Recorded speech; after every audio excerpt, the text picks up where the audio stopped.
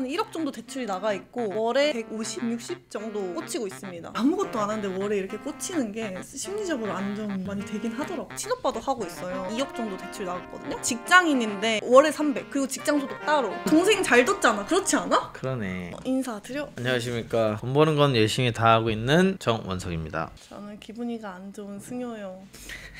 이따 저녁에 맛있는 거 먹으러 갈 텐데. 맞아요. 오늘의 주제는 말이죠. 여러분들 1억을 모았다면 봐야 되는 영상입니다. 다들 1억 있으시죠? 말 저러 똑바로 안 해? 다들 1억 있으시죠? 있지 왜 없어? 없으신 분들은 나가. 아니요, 들어와. 종종 카톡방에서 그런 얘기를 해요. 1억 모은 다음에는 뭘 해야 되냐, 왜 다들 1억을 모으라고 하는 거냐, 이런 말들을 많이 하는데요. 1억 모으면 무엇을 할 수 있는지, 다양한 투자를 직접 해보기도 하고 간접 경험을 되게 많이 해봤잖아요. 주변에 투자자분들이 많다 보니까. 그래서 어떤 투자를 할 수 있는지 한번 소개해드려 보려고 합니다. 1억이 생겼다고 그 다음에 2억, 뭐 5억, 10억이 저절로 생기는 게 아니고 그만큼 또 노력을 더 해야 되는데 1억을 모았으면 그 뒤에는 돈이 더 모이는 속도가 빨라질 거라는 의미로 그렇게 말씀드렸던 거고요. 어떤 방법들이 있는지 또 말씀드려볼 거고, 0원부터 1000만 원 모았을 때 할 수 있는 부업 투자 얘기 드렸고 5천만 원 모았을 때 할 수 있는 부업 투자 말씀드렸는데 이번에는 1억입니다. 사람들이 1억을 모아라 라고 하는 데는 이유가 있을 것 같아요. 네. 원소님이 생각하시기에 왜 1억을 모으라고 하는 것 같나요? 상징적인 것뿐만 아니라 1억이 있으면 그 다음에 불리는 속도가 확실히 빠르거든요. 1억으로 할 수 있는 것도 상당히 많아지고 3천만 원, 5천만 원으로도 투자를 할 수 있지만 수익률은 달라지지 않지만 수익금이 적어요. 3천만 원으로 하면 뭐 1000만 원 벌까 500만 원 벌까 이런데 1억으로 벌면 그게 2천, 3천까지도 벌 수 있단 말이에요. 1억으로 투자를 하면 조금 더 많이 더 빠르게 모을 수 있기 때문에 꼭 1억을 모으라고 말씀드리는 거고요. 1억 정도 모으면 변수를 많이 줄일 수 있어요. 리스크 있는 투자를 해야 되거든요. 소액이면. 경매 같은 경우에도 명도, 권리 분석의 리스크 등등등 있잖아요. 돈이 없으면 그 리스크를 감당하고 뭐 공부로 때우든 몸빵으로 때우든 해야 되는데 1억을 일단 모으면 리스크를 줄이는 투자들을 많이 할 수 있죠. 수도권에서 집을 살려면 그래도 막 5억, 6억 다 이렇게 되기 때문에 그런 아파트 아무리 70%, 80% 대출을 받아도 한 1억 정도는 있으셔야 한단 말이죠. 그런 측면에서 봤을 때도 최소 1억이 있어야 된다고 말씀을 드리는 거고, 1억이 있으면 할 수 있는 투자 첫 번째는 수도권 내 집 마련이 아닐까 싶습니다.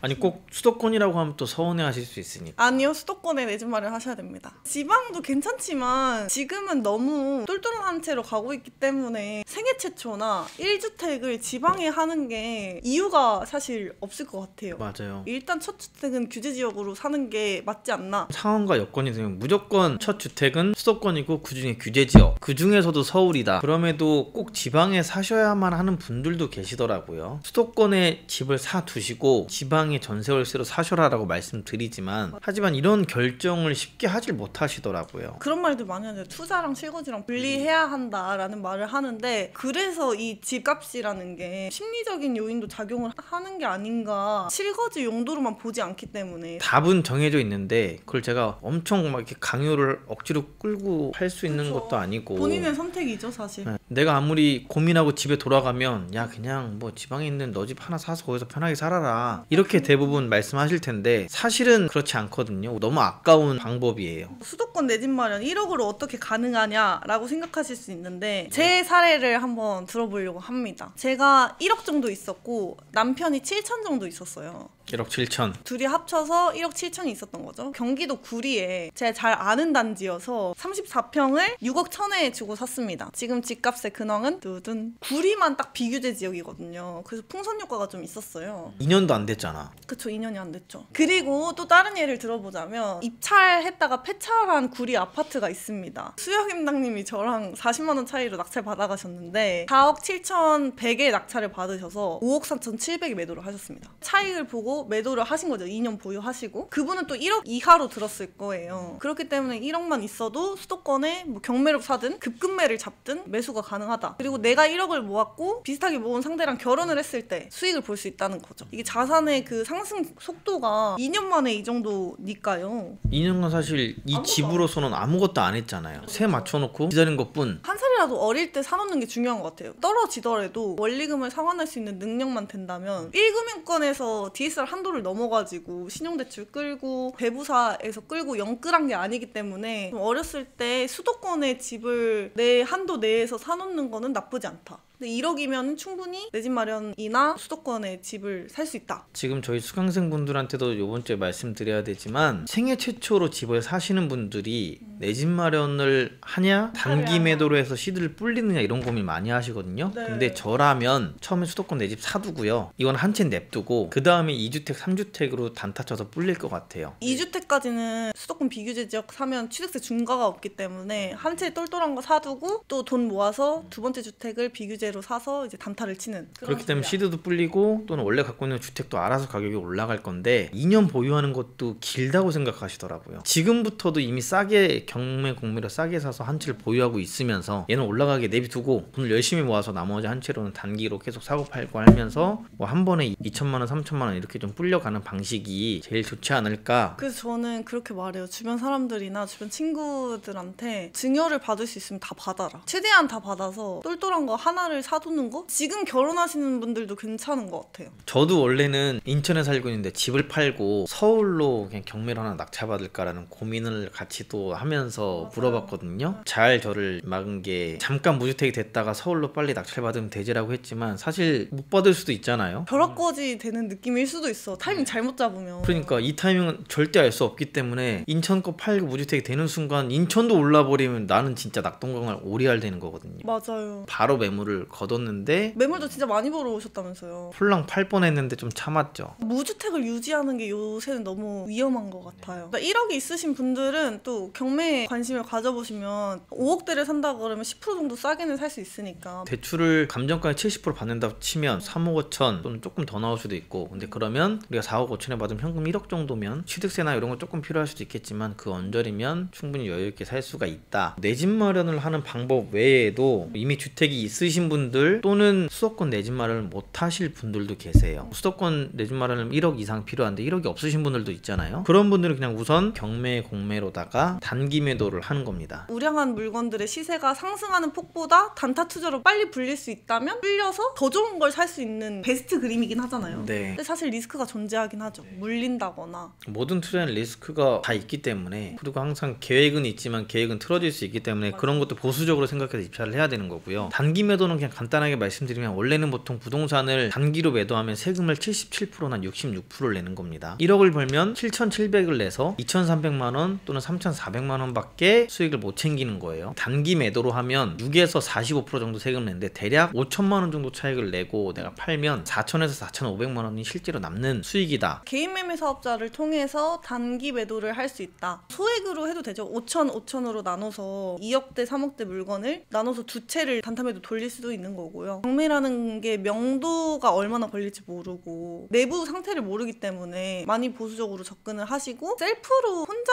하시는 분들은 적은 것 같아요. 경매 학원들이 되게 많기 때문에 리스크를 줄이고자 원성님이 하시는 스터디나 학원들 많이 가시는 것 같다. 내가 모은 돈이 3천밖에 없어. 그럼 리스크 있는 거 해야죠. 그래서 3천 모은 사람보다 1억 모은 사람이 편하다는 거예요. 투자하기도 편하고 차익도 클 수밖에 없다. 3천으로 모아서 투자하는 사람들은 사실 많거든요. 그래서 그 가격대는 경쟁률이 높아요. 금액이 커질수록 대출 규제도 있고 여러 가지 허들이 있다 보니까 많이들 안 들어오신단 말이에요. 1억을 모아야 되는 이유도 이런 데 있는 겁니다. 막 10억 있어야 투자 가능한 경매 물건들이 있단 말이에요. 가진 현금 자체가 입장권인 그런 물건들이 있죠. 제가 양쌤스쿨이라는 곳 가서 공매 강의를 하는데 최근에 제가 물건 공매로 낙찰받은 결과들을 보니까 하남에 있는 아파트 지금 11억 후반대의 호가인데 9억대 낙찰을 받아가고 이래요. 경매에서는 사실 2억 싸기는 흔치 않거든요. 네. 공매라는 이유도 있지만 금액 자체가 크기 때문에 시드가 많지 않으면 들어오기가 좀 힘들었을 거예요. 돈이 많을수록 우량한 물건을 경쟁력을 높여서 남들이 못 들어오는 걸 싸게 들어갈 수 있다. 3억 좀 더 넘게 투자금이 있으셨겠네요. 왜냐면 수도권이 6억 대출 규제가 있기 때문에 3억에서 4억 정도 있으면 2억을 버는 거죠. 돈을 번다는 게 결국 이런 게 아닌가 싶습니다. 그래서 1억을 모으라고 하는 거야, 돈을. 그리고 1억 정도 모았으면 또 투자 가능한 게 다가구 주택 투자가 가능합니다. 다가구를 아시나요, 여러분? 대부분 막 건물주가 꿈이잖아요. 1억 정도면 지방의 다가구 주택, 다가구 건물을 살 수 있지 않나. 이것도 경매로 사는 게 베스트긴 하지만 주거용이기 때문에 주택수에 들어갑니다. 다가구가 또 매력이 있는 게 내가 만약에 1주택이면 그 월세가 세금을 안 내요.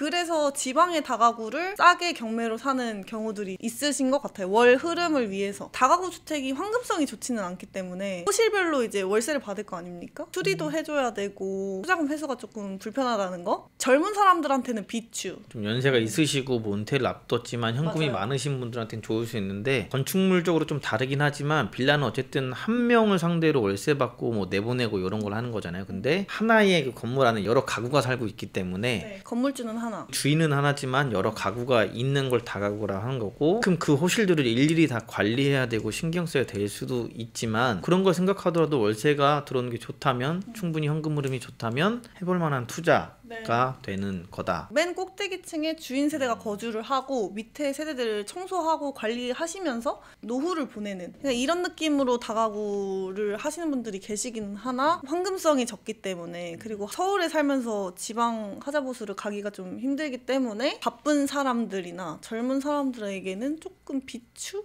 요거 나왔다 이제. 마지막 1억 모으면 할 수 있는 투자 GPL 투자입니다. GPL이 뭐죠? 굿 무슨 채권이었어요.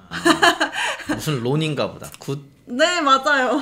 대부업이에요. 대부업이라고 하면은 채권 추심해야 될 것 같고 이자 내세요 해야 될 것 같지만, 제가 하는 GPL 투자는 주택을 담보로 대출이 나가기 때문에 또 제가 경매를 하지 않습니까? 이자가 안 나온다 하면 제가 경매를 넣을 수 있는 담보 설정이 법인이 되어 있기 때문에 1억이면 개인 사업자만 할 수 있고 3억 정도 있어야 법인을 세울 수 있는데, 저는 상향되기 전에 법인을 냈어요. 1억으로 법인 설립을 했지만 지금은 3억이어야 가능한다. 근데 개인 사업자는 가능하다. GPL 투자의 장점 을 얘기해보자면, 예금이나 적금 같은 경우에는 1년 뒤에 돈이 들어오거나 뭐 3, 4년 뒤에 목돈이 들어오잖아요. 제가 만약에 이 주택을 담보로 5천만 원을 대출을 해주면 매달 이자가 들어오기 때문에 복리의 마법, 대출 이자를 받고 또 그 이자를 가지고 또 대출을 내보낼 수 있기 때문에 매달 들어오는 게 매우 큰 장점이 아닌가. 여러분들이 이걸 들으면 아니 은행 가서 돈 빌리지 뭐 여기 대부업 강승현한테 뭘 돈을 빌리겠어라고 하시겠지만, 사실 은행에서 돈을 이미 많이 빌려서 또는 사업하시다가 뭐 개인적으로 투자를 하기 위해서 급하게 대부업을 통해서 빌리는 경우도 허다합니다. 요즘 대출 규제가 심해지고 있기 때문에 갑자기 하루아침에 한도가 10% 이상 줄면, 압구정 현대아파트 같은 경우에 대출 한도가 줄어서 9억이 갑자기 비는 거예요. 근데 계약금 다 쌌어. 그럼 어떻게 잔금 쳐야지. 근데 압구정 현대아파트를 구매하시는 분이 대부업을 쓰지 못할 정도의 소득이 아니시더라고요. 그러니까 저도 이 대부업을 해보다 보니까 감당 가능하신 분이 하셔요. 저 같은 GPL 투자자들은 그 담보의 가치를 평가를 하고 경매 들어가는 시점에 낙찰이 되면 저희는 배당을 받는단 말이에요. 낙찰가까지 예상을 해서 대출을 해주는 거죠. 지연이자까지 생각해서. 경매 넘어가면 한 6개월에서 1년 정도 내가 이자를 못 받을 테니 배당금으로 받을 수 있을 정도로 대출을 해주는 거기 때문에 나름대로 안전한 투자이다. 수익률은 한 15%에서 18%? 법정 이율이 20% 이상 해줄 수 없기 때문에, 어떻게 보면 조그만 은행이 돼서 은행에서도 맞아요. 돈을 빌려줄 때 그냥 집값에 100% 해주는 게 아니잖아요. 70% 정도만 해주거나 60% 해주면서도 그들도 다 계산을 해서 해준단 말이에요. 이자가 안 갚아질 경우 뭐 원금은 어떻게 얼마나 회수할 수 있고 경매 집행비용은 얼마고 이런 걸 다 여기서도 똑같이 생각하고 내보내는 거라서 이런 게 있다 정도만 아시면 될 것 같고, 전당포 같다고 느끼기는 해요. 저는 주택을 담보로 해서 대출을 내보내고 있지만 제 주변에 GPL 사업 하시는 분들 보면 명품 감정을 하실 수 있는 분들은 롤렉스를 맡겨놓고 대출 나가는 거야. 이자를 안 줘? 그럼 롤렉스 내 거임. 그런 식으로 하시는 분들도 계시더라고요. 대부업도 신용대출 해주시는 분도 있고 하지만 저는 주택을 담보로 한 것만 실행을 하고 있기 때문에 괜찮다. 대부를 쓰라는 건 절대 아니고 이런 투자가 있다 정도 아시면 될 것 같아요. 대부업으로 돈을 벌 수 있다라는 거니까. 맞아요. 의외로 제 나이 또래 분들이 GPL 하시는 분들이 굉장히 꽤 많아요. 많아. 월천클럽이야. 네, 말씀하신 대로 개인 은행이 되는 겁니다.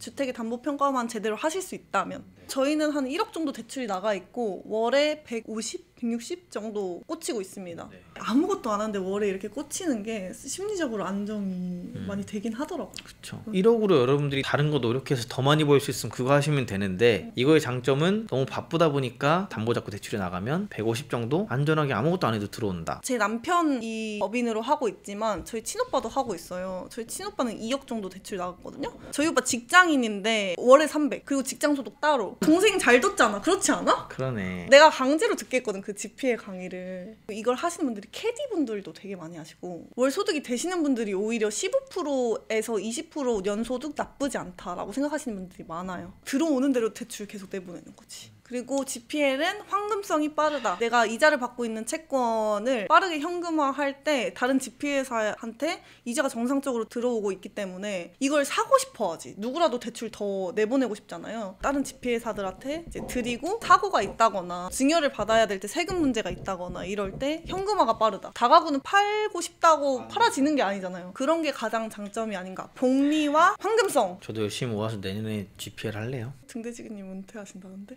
벌써? 일단은 나중에 얘기하시죠. 1억이 있으면 사실 리스크를 줄일 수 있습니다. 그래서 유튜버들이 다 1억 모아라 1억 모아라 하는 것 같아요. 1억 있으면 뭐 청약도 할 수 있고. 그쵸. 저희가 말씀드린 다양한 방법 중에 제일 안전하고 제일 수익 좋은 걸로 투자를 해보시면 좋을 것 같습니다. 맞습니다. 궁금한 점 있으면 댓글 남겨주시고 경국물 스터디 하고 계시잖아요. 한번 얘기해주세요. 제일 안전한 투자 중에 저는 부동산을 생각을 했고요. 그 중에 경매공매로 일반 매물은 살 수 없는 10% 이상 싸게 살 수 있는 방법을 알려드리려고 합니다. 근데 경매공매가 어떻게 보면 진입장벽이 좀 높을 수도 있어요. 권리 분석도 배워야 되지, 또 명도도 어렵지, 새롭게 돈 주고 배워야 되지, 이런 부담감이 있으실 텐데 사실 한 번 배우면 죽을 때까지 평생 써먹을 수가 있는 투자 방법이거든요. 맞아요. 제가 표현으로는 올케어 스터디라고 표현을 합니다. 소수정예로 해서 낙찰을 받고 명도하고 뭐 대출 매도하는 데까지 무조건 한 건은 다 도와드립니다. 무조건 낙찰 받을 때까지는 함께 하니까 포기만 하지 마시고 지치지 마시고 저랑 함께 하면 무조건 부동산으로 재미를 볼 수 있구나, 싸게 살 수 있구나 라는 걸 느끼실 거고요. 싸게 살 수 있는 아파트들이 여전히 경쟁률이 낮게 낙찰이 되고 있습니다. 내가 무주택자였으면 또는 내가 명의가 있으면 저거 내가 받았을 텐데 라는 생각이 드는데 그런 기회를 여러분들이 좀 가져가셨으면 좋겠습니다. 저희 카톡방도 있기 때문에 카톡방에 들어오셔서 가벼운 질문 같은 것도 뭐 경공매나 이런 거 질문 많이 해주시더라고요.